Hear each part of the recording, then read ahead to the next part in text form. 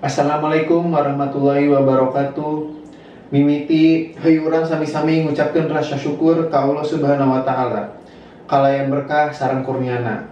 Urang sadaya parantos di pasihan dinten ieu berkah anu sehat.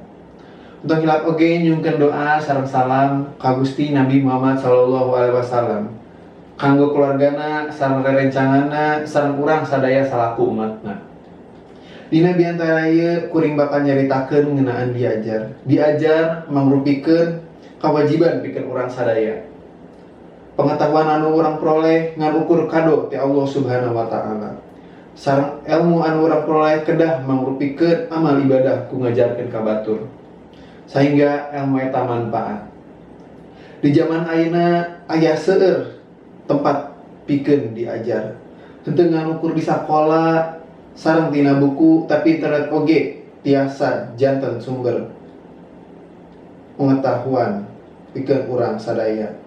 Maka urang sadaya kedah sumanget dina diajar sabab ayeuna sumber ilmu langkung seueur sareng gampang diakses di mana wae. Sareng di zaman ayeuna urang sadaya wajib ngagaduhan ilmu sabab upami teu aya ilmu urang moal tiasa janten saha. Meureun eta anu tiasa disebatkeun kanggo ayeuna. Mudah-mudahan tina seueur kalimat anu kaluar tina lambe ieu aya manfaatna pikeun kahirupan urang salajengna.